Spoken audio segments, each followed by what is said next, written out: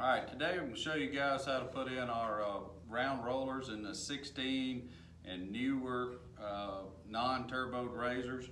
It's been a little change in the way we do it, and I wanted to address that and make one video for all of them.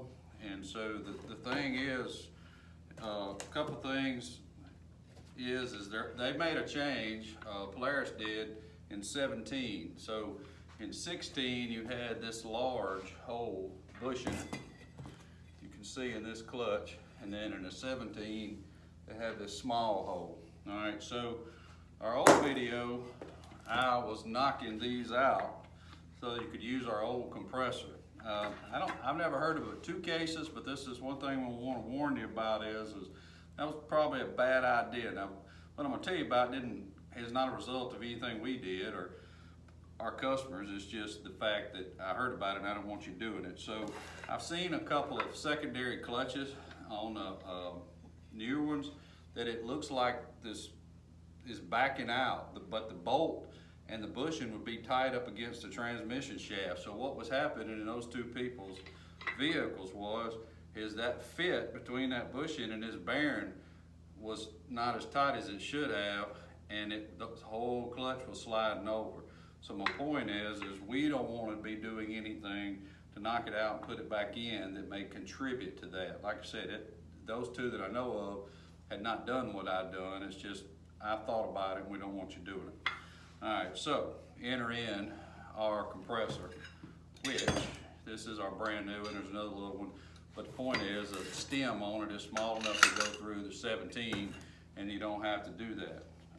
Now, with that being said, change the square pucks out, you don't necessarily have to have a compressor. It just makes it easier because the spring in here is loaded, this helix is spring loaded, and so you're gonna have to hold it with something while you take these 4 screws out. Now, just while I'm at it on this is normal. That's what your secondary is supposed to do. When you pull one off, don't panic. This is the new style. This is the way it works till it's all bolted up. So I've had people say, hey, Polaris forgot my spring, or Duraclutch did on the Duraclutch models. No, it's behind here. All right, so let's move on. Let's get on to what we came for. So the way we do this is going to be the same for 16 and newer non-turbo 900s, 1000s, generals, whatever, anything that has square pucks in it, and we want to get rid of them. As you can see our tech article, there's so many ruined clutches that it'll be on the power side over here. All right, so the first thing you're going to do is you're going to heat your screws up with a torch because they got Loctite on them. I mean, you might can get away with it, and I've done it, not doing them, but a good idea to heat them up. You know, heat screws up. This particular clutch, they've been out already today because I had to put a square puck back in just for the video. So once we got them heated up, put the tool on. Now our tool actually comes with a nylon washer now, and I've got a couple of old round rollers I keep here in the shop, and just to take up some space for me, and then to give me something good to keep from scratching it up. All right, so our screws are heated up. We're ready to go. It's a T25 Torx bit, and I've already got 2 of these out. And I put a lot of downward pressure on them. Tap, tap, tap, make sure they're turning. You surely don't want to strip them out. All right, and I do know that people using actual hand tools, not power tools, have a tendency to strip them out because you can't hold the downward pressure as good as you can with one of these. All right, and you always make sure your bit's down in there good. All right, good enough.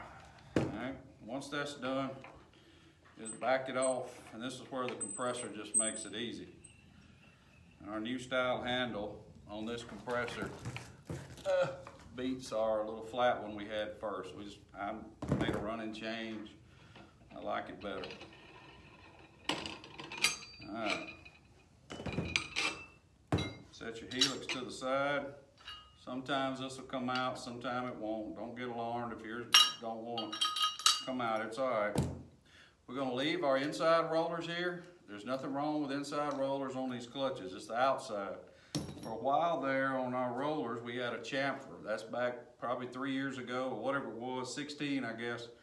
We actually would use them on the inside, but we found out that our rollers would fail there, but they had to have a chamfer so they'd fit in this shaft right here. But interestingly enough, it has to have a high tensile strength. This plastic here works good on the helix side, high tensile strength to make that turn under load, but their material didn't have enough abrasive resistance. So technically, you could go buy you a couple inside rollers from Polaris and put on the outside. But if you could go back in time to 14, 15, with their material flat spots on the outside, enter in Hunterworks' original rollers to stop that. While we're on rollers, and because we're putting them in, there's a company that makes Torlon, and several other people sell them. They're a brown roller. And actually this is some of them here, but that's the smaller ones. And we used to sell them too before we made our own. With that material with flat spot also, not as bad as Polaris's, but it still did and ours didn't. So my point is, theirs works good inside, no need for ours, no wasted money there. All right, moving on. Take your spring out, notice it has a tang on it and it's got a slot for it. Set it to the side. Take it off my tool. I've already got one round roller here, but anyway, inside there is a little pin. Now I cannot get you a camera angle in here and do this at the same time, I apologize. So I got a 1/8 inch roll pin punch, really handy. You can get them on Amazon for about $5 and you tap it out. Now, once it starts moving, I flip it over where I can watch the pin, because I actually don't want to knock it all the way out. And I do this so much, I don't want to put it back. And I just tap it to the point that I think this shaft will turn. So it would help if I pull the tool out. All right, now then, I'll turn the camera around. So I've tapped it out just enough. You see up in there that the pin's still there, and the shaft where the square puck is turns. I can pull it out. All right. Grab our roller. Again, it's not chamfered anymore. Even if it was, you got some old ones, whatever. Doesn't matter. The direction technically does not matter on the outside. But I always used to tell people, put the chamfer to the inside. But technically, like I said, it doesn't matter, and the new ones don't have it. All right, so then I line this back up with this little flat spot on the end of the shaft with the pin, and I go back on the inside and line my hole up through the clutch and through the shaft. And don't tap your pin any further, just get it aligned and flip it over. I use something different to drive it in, but you could, in fact, take your same roll pin punch, but I've got a bigger one that I get right on the head. Make sure you feel it going in. And you know you just heard it hit the bottom. All right, so now our roller is installed. Okay, we're gonna go back together with it. Put it back on here. Find our spring, tang. There's a spot for it in the slot. Put it in the slot. This is actually called a spider now. It used to be called a dampener when it was a complete assembly, 3-piece assembly on the old. It's called a dampener now. All right, on your clutch, on the back, you have an X. This X corresponds with the X on your helix. So I usually just line my little wheels right up with the X, put it in, put my compressor back, grab my 2 little rollers. You ain't gonna have this unless you got old clutch sitting around. If you had your old square ones you just took off, it could do that if you wanted to. Doesn't matter. I like using them because, I mean, of course our new compressor comes with a washer, but I like it to take up space. And one thing too, I love our new compressor. It's fast and you can just zip it on down. And I can do this with one finger. All right, sometimes that helix does not want to go in exactly straight, but you got to make sure it is. Get it down in there flat, and when you get down to your holes, don't tighten it up too tight, because you want to see I can be able to move it just a little bit. Always start your screws finger tight put some blue Loctite. I got some 242. I'm not going to use it on this one.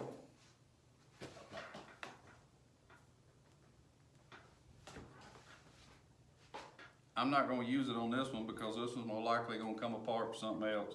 It's not actually a clutch I use here. It come off of, I think, my Ranger, and I've got a Deer clutch on it. So you get them babies started by hand, because if you try to start them a lot of times with a power tool, you can strip them, and this is not the place you want to strip screws, that's for sure. All right, I think I got them all. Now, there's a torque spec, I'm sure. I'm not high on it personally. All right, get my helix going down. All right, we're good. Go opposite way.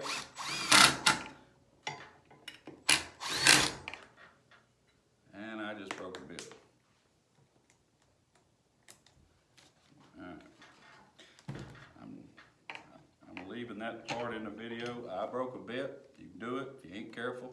I broke that one, just happen to have some new ones here. Get it in. All right, there we go. All right, flick that handle. Pull it off. And you got a new Hunterworks roller installed in there. All right, apologize if it's a bad transition. I had to come back and add something to the video.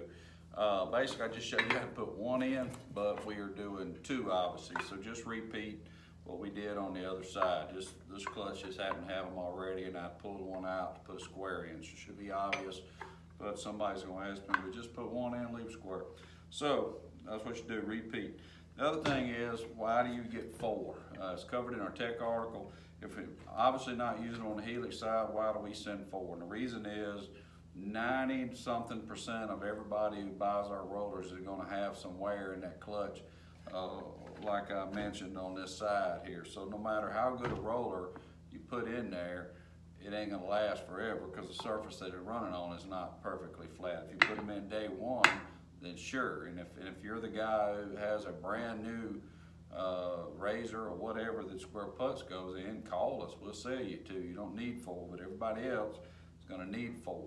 And so it's two to use for now and two for spares. And usually we say just hold off till you buy a new secondary, and then you'll have two for that one. Or you got buddies that's got a vehicle, we'll buy a set of four and two for you and two for him, split the cost. Now, one thing I'll tell you is, and we'll talk about it, is if you got wear, which there's just so many people, these just happen to be new clutches, plus this one, I put rollers in it the day I bought it home. I got a RZR and a Ranger. Day one, they got our rollers because we know what a problem it is. But if you do have wear in your clutch on this, I call it the power side. It's going to be the right side. That's my left. We'll go this way. On the right side, I've taken, I don't have anything here but a Dremel, or excuse me, not a Dremel, but a air die grinder. I'll smooth it out, because what usually happens is you get that wear in an arc shape, but on the back side, closer in here, it's a groove, and the groove is what would cut into these rollers. So you want to take that groove out with whatever, smooth it out. I tell people all the time, take a flat file, all right, and get it. Now, one thing I didn't cover is if you do actually take this slam apart, let me see if I got another half. Yes, I do.